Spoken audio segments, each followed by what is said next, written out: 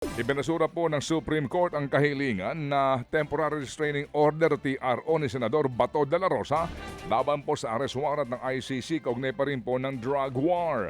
Sa botong 951, hindi pinagbigyan ng hukuman ang musyon ng senador na harangin ang pag-aresto po sa kanya ng ICC, pero niliwanag po ng Supreme Court na ito'y desisyon pa lamang para sa kahilingan na interim relief.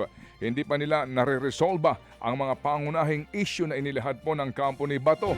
Partikular dito ang kanilang pong petisyon umpong March 2025 na gusto pong pigilan ang pakikipagtulungan ng ating pamahalaan sa ICC. Bago ang naturang hatol ng Supreme Court, sumulat po sa DOJ ang kampo ni Senador Bato para nga igiit na walang basihan para harangin at arestuhin siya sakali pong lumabas nga siya ng bansa. Sa ngayon po'y nasa Immigration Lookout Bulletin na si Senador Bato, pero mismong mga abogado ng senador ay hindi raw alam kung nasa saan siya. Huli siyang nakita sa kuha ng CCTV na lumalabas sa Senado kasama si Senador Robin Padilla. Ayon po naman sa NBI, may lead na sila kung nasaan ang senador pero wala pang ikinakasang manhunt operation ang gobyerno laban sa kanya. Nagkokontrahan naman sina Suspended Senate Sergeant at Arms Mau Aplaska at DILG Secretary John Vic Remulla tungkol po sa nangyaring barilan sa Senado noong Mayo 13. Ang giit ni Aplaska, spliced o putol-putol ang iprinisintang CCTV footage ng DILG na nagpapakita ka ng nangyaring barilan at pagpapaputok niya kahit wala daw kalaban. Nang tanungin ng media kung ano ang parte ng video na pinutol, wala naman itong masabi at bigyan na lamang daw sila ng sapat na panahon. Ang buwelta pa rin ni Remulla, direktang kopya ng CCTV o direktang kopya daw ng CCTV galing sa Senado ang kanilang isinapubliko. Hindi daw pinutol ang footage dahil may timestamp o kaya'y kalakip na oras sa video kung saan nangyari ang gulo. Nauna na rin sinabi ni Remulla na 3 beses nagpaputok ng baril ang Senate Sergeant at Arms. Taliwas po yan sa sinasabi ni Aplaska na isang warning shot lamang ang pinaputok nito.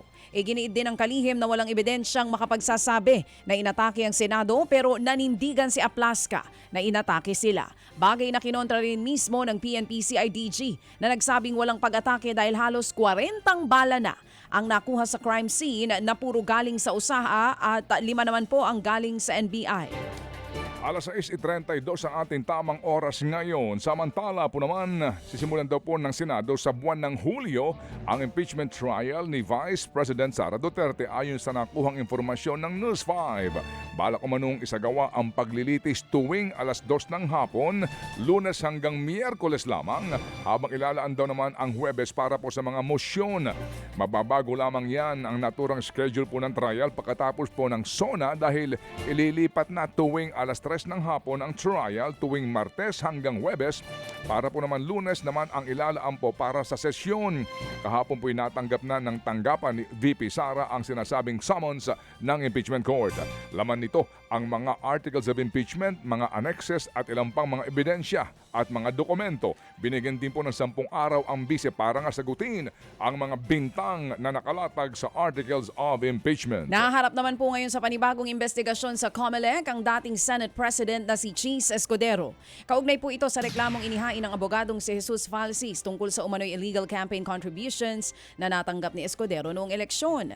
Matatandaang na-dismiss na ng COMELEC Law Division ang naunang motu proprio inquiry ng komisyon. Kaugnay po yan sa kaparehong reklamo noon sa senador. Pero ayon kay COMELEC Chairman George Garcia, obligado silang magsagawa ulit ng panibagong investigasyon dahil nga sa nakahaing reklamo. Sa ilang pang mga tampok na balita, nagkaiyakan na naman sa plenaryo ng Senado kahapon nang balikan ng ilang senador ng majority bloc ang umano'y naranasan nilang trauma matapos daw ang barilan. Nagugat po ito ang naturang sinasabing iyakan ng maghayag po ng kanyang manifestasyon si Senador Risa Ontiveros sa gitna po ng sesyon. Binatikos niya ang nangyaring gulo na tila daw ho pambabastos nga sa Senado. Dito nga po'y umalma at naiyak si Senador Pia Cayetano na naglabas po ng kanyang hininaing pati po ang kanyang umano'y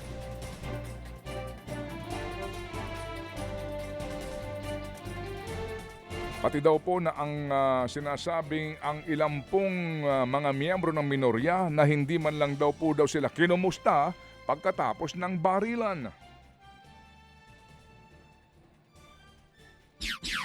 Hindi ako mapanatag na simula nung Lunes, ang ipinapakita natin ay para bang walang nangyari. Na para bang hindi nabastos ang ating institusyon. Takot na takot po ako na kailangan ko na magpaalam sa mga anak ko. Group, walang ni isa sa inyong nangamusta sa amin.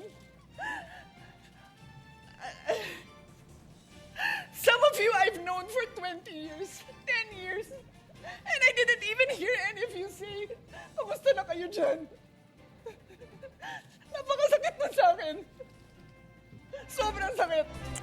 Yan po ang sunurang tinig na Senador Risa Ontiveros at Pia Cayetano. Kinalaunan, ikinilaro po naman ni Senador Risa Ontiveros ang konteksto sa kanyang pagsasabi na para bagang walang nangyari.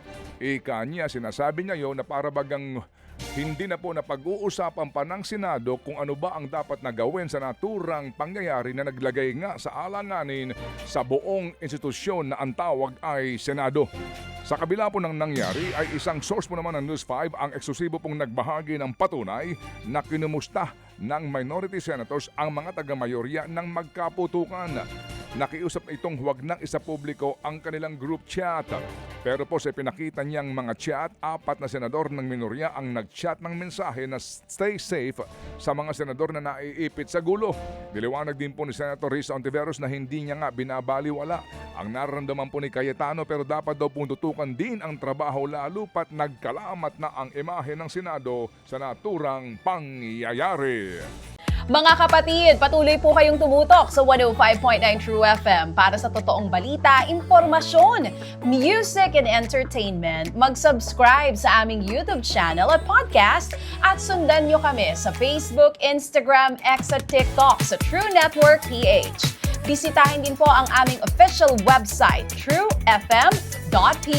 At panoorin din kami sa True TV Signal, Channel 19. Kami po ang 105.9 True FM. Laging true sa'yo, kapatid.